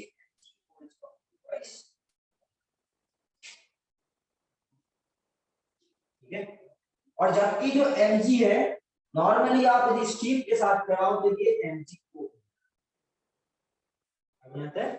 MgO प्लस, और ये स्टीम के साथ रिएक्शन करने वाले कितने लोग हैं? आपको पता है जब आयरन रिएक्ट करेगा सब कर जाएंगे, ठीक है, बस याद रखना कॉपर के ऊपर, मतलब H2 के ऊपर वाले सारे रिएक्ट कर जाएंगे, बट हमें क्या चाहिए? स्टीम चाहिए अच्छा खासा, क्लियर है? तो ये याद रहेगा। कौन से ठंडे पानी से हो जाते हैं रिएक्ट, फिर बॉइलिंग वाटर, फिर उसके बाद स्टीम। ओके, वो सारे लिख लो ये, मतलब ठीक है, देख समझ में आ गया। इसमें देखो क्या लिखा है, action of water with sodium potassium and calcium, इसके लिख लो बाजू में वेरिएंट, ठीक है। एट रूम टेम्परेचर मतलब 25 डिग्री वाला या 4-5 डिग्री वाले के साथ क्या हो जाएगा, सोडियम तो रिएक्ट कर जाएगा। ओके, इधर रूम टेम्परेचर लिखा है तो कैल्शियम भी आ गया, ठीक है। यदि रूम टेम्परेचर हटा दिया जाए सिर्फ ठंडा पानी तो फिर ये बचेगा। रूम टेम्परेचर मतलब 25 डिग्री सेंटीग्रेड, 25 डिग्री सेंटीग्रेड बहुत ज्यादा ठंडा नहीं है ना।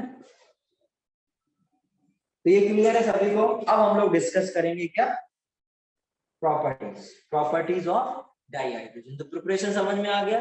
प्रिपरेशन को आपको ऐसे याद है, जैसे मैंने स्टार्टिंग में बोला था, लेबोरेटरी, कमर्शियल, फिर उसके बाद नॉर्मल, कॉमन या ऐसे। तो इसमें दो हमें ज्यादा याद रखने पड़ते हैं, कौन से? लेबोरेटरी मेथड्स और कौन से? कमर्शियल। ओके, कमर्शियल को हम लोग क्या बोलते हैं? इंडस्ट्रियल मेथड्स, ठीक है। अब देखो जरा प्रॉपर्टीज, तो अब प्रॉपर्टीज मतलब H2 की प्रॉपर्टीज की बात, इसकी H2, अब अपने पास H2 भर के जितना चाहिए उतना, ठीक है। अब हमें किसी के साथ जहां पर रिएक्ट कराना हो करा दें, और अब पहले H2 पहचानना तो पड़ेगा, H2 दिखता कैसे है, क्या प्रॉपर्टीज हैं H2 की, ठीक है, किस तरीके से स्टोर करोगे आप H2 को। तो सबसे पहले प्रॉपर्टीज में दो टाइप की प्रॉपर्टीज होती है, फिजिकल और केमिकल, और हर एक जितने भी ग्रुप हो, जितने भी आप जो भी पढ़ोगे सबका फिजिकल और केमिकल, ठीक है। इसमें भी हम लोग फिजिकल देखेंगे। तो जो आपका H2 है वो क्या होता है, ये जो फिजिकल प्रॉपर्टीज है ना। और थोड़ा सा बताऊं तो क्वेश्चन पता कैसे आता है, कोई एक गैस है जो कि कलरलेस, ठीक है, वो बी के साथ रिएक्ट करके कुछ सी बना रहा है जो कि पिंक कलर, जो पिंक कलर का बना रहा है। हमें ये इस तरीके से चीजें याद रखनी पड़ती है, जिससे हम लोग क्या करेंगे, ABC ऐसे फाइंड आउट कर पाएंगे। समझ में? यदि आपको बोला कि कलरलेस है तो आपको फिर लगेगा कौन कौन सी गैस कलरलेस होती है, बहुत सारी होती है, उससे नहीं, एक इंफॉर्मेशन देगा जो कि सिर्फ H2 के लिए, समझ गए? तो हमें ये प्रॉपर्टीज याद रखना बहुत जरूरी। तो it is colourless, odourless and tasteless gas. It is combustible gas, combustion भी होता है, and so it can be carefully handled with care while using. हमेशा H2 को हमें केयरफुली यूज करना पड़ता है, क्योंकि कंबस्टिबल गैस है, कहीं भी बर्न हो सकती है। It is lighter than air और and is insoluble in water. तो देखो पोलर कंपाउंड होता है और H2 क्या नॉन पोलर, इसलिए वाटर, ठीक है। सॉल्युबिलिटी वाला फंडा हम लोग हर जगह हर गैस के लिए देखेंगे, इसी से करेंगे, पोलर और नॉन पोलर, क्लियर है। H2 नॉन पोलर है, इसलिए H2O में सॉल्युबल नहीं, insoluble in H2O, lighter than. आप देख ही सकते हो H2 का मॉलिक्यूलर वेट 2 होता है, उसको 2 का क्या होता है, इसलिए लाइटर। ओके, अब देखते हैं हम लोग केमिकल प्रॉपर्टीज, ठीक है। तो केमिकल प्रॉपर्टीज में बहुत कुछ लिखा हुआ है इधर, उसको रीड नहीं करेंगे। सिंपल हाइड्रोजन क्या है, जैसे हेलोजन होता है वो एक इलेक्ट्रॉन लूज भी कर सकता है और गेन भी कर सकता है। तो it does combine the almost all element it undergoes by the chemical principle. ये लिखा हुआ है कि जो हाइड्रोजन है वो ऑलमोस्ट सबके साथ रिएक्ट, क्योंकि हाइड्रोजन हमने अभी देखा है इलेक्ट्रॉन लूज भी कर सकता है और मतलब यदि गेन कर रहा है तो वो किसके साथ रिएक्ट कर सकता है, मेटल्स के साथ रिएक्ट कर सकता है, और यदि गेन करना है तो किसके साथ कर सकता है, फिर से देखो, यदि गेन करना है उसको तो वो मेटल के साथ रिएक्ट कर सकता है, क्योंकि मेटल लूज करेगा तो ये गेन कर लेगा, और यदि ये लूज करेगा तो वो नॉन मेटल के साथ करेगा, क्योंकि ये लूज किया तो नॉन मेटल, इसलिए ये ऑलमोस्ट सभी के साथ रिएक्ट करता है, क्योंकि ये लूज भी कर सकता है और गेन भी कर सकता है और शेयर भी कर सकता है, इसलिए कोवैलेंट बॉन्ड भी बनता है। ठीक है, इसलिए कार्बन तो बेटा गेन और लूज करता नहीं, कार्बन का आउटरमोस्ट शेल में 4 इलेक्ट्रॉन होते हैं, 4 लेना और 4 देना बहुत ज्यादा टफ है, तो कार्बन के साथ क्या करेगा, कोवैलेंट बॉन्ड भी बनाएगा, शेयर। क्लियर है? तो अब देखो पहला रिएक्शन विद हैलोजन।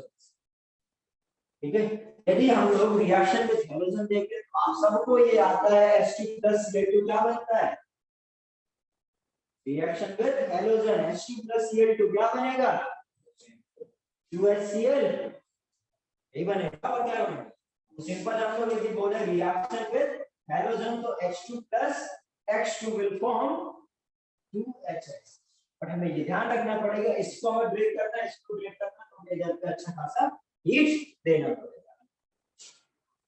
क्लियर है?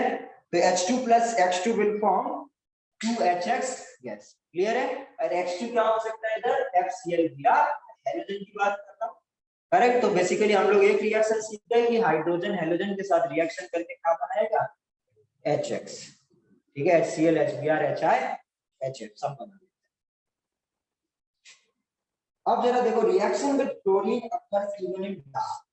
अब बात क्या हो रही, अब ये सबके साथ तो रिएक्ट कर रहा है F2Cl2 Br2 एंड I2।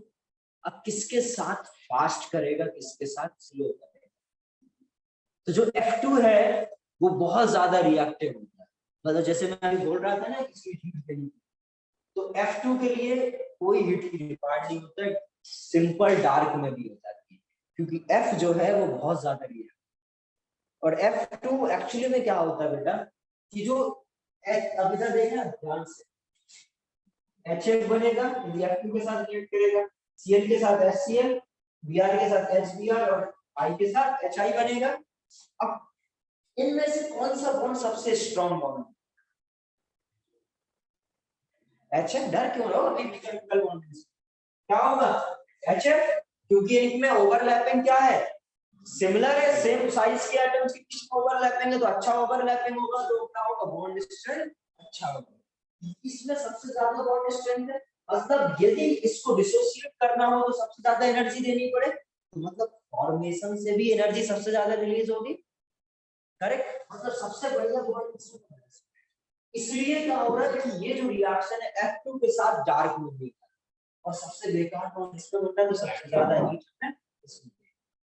आगे समझ क्लियर है? तो इस तरीके से हमें ये समझ में आ जाएगा कि जो आपका रिएक्शन विद फ्लोरीन है occurs in a dark, while reaction with iodine occurs in the presence of catalyst. मतलब सिंपल हीट से भी रिएक्शन नहीं होगी, हमें कैटलिस्ट की जरूरत पड़ेगी। सिंपल हीट से कराएंगे तो टाइम लगेगा, कैटलिस्ट क्या कर देता है आपको पता है, कैटलिस्ट कुछ नहीं करता, सिर्फ वो सिर्फ टाइम को कम या ज्यादा करता है। क्लियर है? तो इधर क्या होगा, आपकी रिएक्शन के टाइम को कम कर देगा, रिएक्शन को पॉसिबल करा देगा। तो ऑर्डर ऑफ रिएक्टिविटी क्या हो जाएगा, F वाला सबसे रिएक्टिव, फिर Cl Br। अब देखो रिएक्शन विद ऑक्सीजन, ये सबको पता है H2+O2 विल फॉर्म H2। ठीक है, तो रिएक्शन विद ऑक्सीजन देखोगे तो it Burns in air with a pale blue flame. ये फ्लेम भी हमें याद रखना पड़ता है, जब H2 के साथ कराओ तो फ्लेम का पेल ब्लू फ्लेम का हमें क्या होगा, burning to form water. It is highly exothermic reaction, मतलब H2 रिएक्शन O2 के साथ कराओगे तो क्या होगा, ओवरऑल सबसे पहले H2 को तोड़ना पड़ेगा, O2 को तोड़ना पड़ेगा, ठीक है, तो उसके लिए हमें हीट देनी पड़ेगी, बट ओवरऑल क्या होगा बेटा, हमें एनर्जी ज्यादा मिलेगी। मैंने सिखाया आपको एक्सोथर्मिक और एंडोथर्मिक, ये नहीं होता कि एक्सोथर्मिक में हमें रिएक्ट एनर्जी मिले और एंडोथर्मिक से देना दोनों में पड़ता है, बट हमें एक्सोथर्मिक में इतनी ज्यादा मिलती है जितना हमने दी उससे ज्यादा, मतलब चेंज क्या है, नेगेटिव, डिफरेंस क्या है, नेगेटिव। यदि डिफरेंस नेगेटिव है तो एक्सोथर्मिक और यदि पॉजिटिव है तो एंडोथर्मिक। क्लियर है? इससे क्या होगा, ओवरऑल एनर्जी रिलीज होगी और हमें क्या मिलेगा, एक्सोथर्मिक रिएक्शन मिलेगा। सेम क्या होता है H2 + N2, और देख रहे होगे कि H2 प्लस N2 की रिएक्शन, यदि अब ऑक्सीजन समझ में आ गया, नाइट्रोजन के साथ कराऊं तो H2 plus N2 plus 3H2 will form 2 ammonia. Ammonia gas बन रहा है। और देखो जरा अमोनिया बनाने के लिए कितना टेम्परेचर की जरूरत है। अच्छा खासा टेम्परेचर जरूरत है, अच्छा खासा टेम्परेचर जरूरत है। और बाजू में क्या लिखा है, एक्सोथर्म। इसका मतलब टेम्परेचर की जरूरत है। तो स्टार्टिंग में हम क्या करेंगे, हमें 3H2 प्लस N2 को अमोनिया बनाने के लिए पहले बहुत सारी हीट लेनी पड़ेगी, 673 केल्विन। और इससे क्या बनेगा, 2 अमोनिया। बट डेल्टा H कितना दे रखा है, नेगेटिव में दे रखा है। इसका मतलब क्या है, जितना इधर आप दिए उससे कहीं ज्यादा हमें मिल रहा है। और यदि कहीं ज्यादा मिल रहा है तो करेक्ट, हम लोगों को खर्चा कम हो और कोई मिल जाए तो इससे बेहतर हमारे लिए क्या है। आगे समझ। तो इस तरीके से ये जो अमोनिया का प्रिपरेशन है, इसी को हम लोग क्या बोलते हैं, हैबर प्रोसेस। हैबर प्रोसेस, इस प्रोसेस को मैं पूरा डिटेल में समझाऊंगा कैसे इंडस्ट्रियली हम लोग हैबर प्रोसेस करके अमोनिया बनाएंगे, वो हम लोग पी ब्लॉक। अभी सिर्फ हमें नेम क्या, ठीक है। अब देखो जरा रिएक्शन विद मेटल। अब आपको पता है जो H2 है, ठीक है, जो H2 है वो एक्चुअली में क्या है, हाइड्रोजन के साथ भी रिएक्ट कर सकता है, मेटल के साथ भी। अब मेटल के साथ रिएक्ट कर रहा है तो वो क्या करेगा, इलेक्ट्रॉन गेन करेगा। क्या करेगा, गेन। तो अब ये मेटल के साथ यदि H2 है तो ये क्या फॉर्मेशन कर रहा है, हाइड्राइड। इसको क्या बोलेंगे हम लोग, हाइड्राइड। ठीक है, इसको हम लोग क्या बोलते हैं, hydrogen chloride, hydrogen bromide, hydrogen halide. इसको क्या बोलेंगे, मेटल हाइड्राइड। क्या बोलेंगे, मेटल हाइड्राइड। अब देखो आपको पता होगा यदि किसी के ऊपर नेगेटिव होता है तो उसका नाम लिखते हैं, उसके पीछे आईडीई लगा है। पहली बार सुने हो ना। जैसे फ्लोरीन है जिसको हम लोग F- को क्या बोलेंगे, आईडीई लगा देते हैं। वैसे ही हाइड्रोजन के ऊपर H- आएगा तो उसको क्या बोलेंगे, हाइड्राइड। इसलिए हाइड्राइड। क्लियर। इसको क्या बोलेंगे, मेटल। समझ गए। इस तरीके से मेटल हाइड्राइड बना देगा। It combines with many metals at high temperature to form corresponding hydrides. H2 gas plus 2 metal will form 2MaH. With metals like Pt, Pd और Ni, hydrogen form interstitial hydride. Next class में हम लोग समझेंगे ये interstitial hydrides क्या होते हैं, ठीक है। So the property ये ठीक है। अब देखो रिएक्शन विद मेटल आयंस, ठीक है। H2 की रिएक्शन यदि PdCl2 के साथ कराया जाए तब क्या होगा बेटा, ये Pd को रिप्लेस करके क्या बना देगा, H2 गैस बना देगा। समझ गए। मतलब इधर भी मेटल ही बना देगा। मतलब MXOY सॉलिड की रिएक्शन यदि H2 के साथ कराओ तो क्या मिलेगा, M प्लस H2। मतलब क्या सीखे, मेटल की रिएक्शन, देखो मेटल की रिएक्शन H2 के साथ कराओगे तो हमें क्या मिलेगा, मेटल हाइड्राइड। अब यदि हम लोग आगे यदि देखें, मेटल ऑक्साइड की रिएक्शन यदि H2 के साथ कराओगे तो हमें क्या मिलेगा, मेटल प्लस वाटर। एक ऑक्सीजन बढ़ा तो वाटर है। समझ गए। इस तरीके से हम लोग ये देख सकते हैं, CuO plus H2, CuO plus H2। यदि ऐसा होता Cu plus H2 no reaction, but CuO ion, ion किसी के साथ भी है, क्योंकि आपने इसको ऑक्सीडाइज क्यों बनाना नहीं। ये क्या है, ये बोलेगा कि भाई इतना नहीं, तुम हमसे नीचे हो तो हम तुम्हें नहीं ऑक्सीडाइज, करेक्ट। बट ये पहले से ऑक्सीडाइज है फिर रिप्लेस हो सकता है। आगे समझ। क्या बनाएगा, CuO plus H2 will form Cu plus H2। Clear है ये बात। ये इस तरीके से हम लोग क्या करें, reaction with metal ions and metal oxide. Next यदि देखा जाए reaction with organic compounds, reaction with organic compounds. तो यदि कोई एल्कीन है, सुन लो जरा, कोई एल्कीन है या आपका एल्डिहाइड है, ठीक है, या एल्काइन है, उन सबको वो क्या कर देते हैं, H2 यदि रिएक्ट करेगा तो सबको क्या कर देगा, ऑक्सीडाइज। मतलब सपोज एल्कीन है तो उसमें क्या करेगा, वो H2 ऐड हो जाएगा। एल्कीन एक्चुअली में क्या होता है, ये यदि इसमें एक H2 ऐड हो जाए तो वो क्या बन जाए, एल्केन। ये इधर डबल बॉन्ड था, अभी इसकी रिएक्शन H2 के साथ कराओगे तो क्या होगा, एक हाइड्रोजन ऐड हो गया। तो ये क्या बन गया? अब ये किस तरीके से हो रहा है, क्यों हो रहा है, ये सब हम लोग समझेंगे अभी।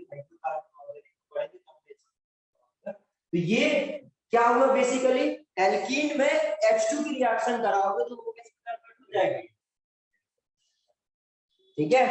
और जैसे एल्काइन है, एल्काइन की रिएक्शन भी ज्यादा H2 के साथ करा देना, 2 बार रिएक्शन हो जाएगी तो किसमें कन्वर्ट हो जाएगा, करेक्ट। तो इस तरीके से हम लोग अनसैचुरेटेड कंपाउंड का, यदि इसको क्या बोलते हैं, हाइड्रोजनेशन, यदि हम लोग अनसैचुरेटेड कंपाउंड का क्या करा दूं, हाइड्रोजनेशन करा दूं, तो हमें क्या मिल जाएगा, सैचुरेटेड कंपाउंड मिल जाएगा। क्लियर है। यदि हम लोग बेटा आपके पास क्या हो, एल्डिहाइड वगैरह या एल्डिहाइड हमें बनाना, तो हम लोग क्या करते हैं, जनरली एल्कीन लेते हैं, उसकी रिएक्शन H2 + CO के साथ करा देते हैं, मतलब वाटर गैस के साथ, समझ लो जरा इधर क्या करा देते हैं।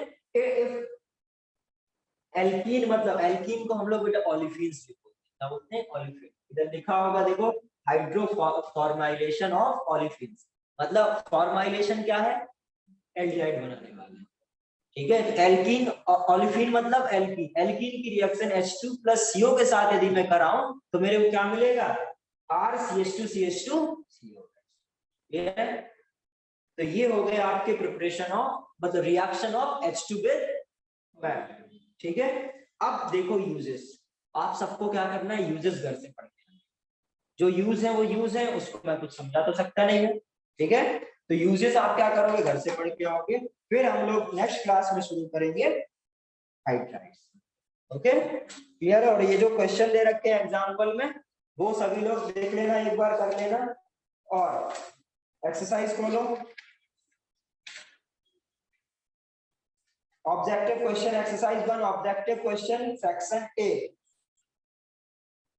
पूरा सेक्शन ए करना, ठीक है, समझ गए। इसके सेक्शन ए के नोट्स बना लेना, सेक्शन ए के नोट्स बना लेना, एक्सरसाइज ए कर लेना, और इसको एक बार रीड करना, इतना करोगे तो बराबर चलोगे।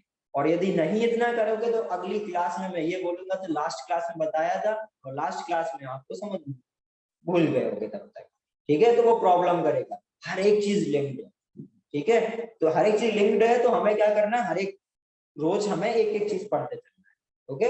बहुत ज्यादा बड़ा चैप्टर नहीं है, आज थोड़ा स्टार्टिंग स्लो चला, कल ये खत्म भी करेंगे, ओके। चलो बाय।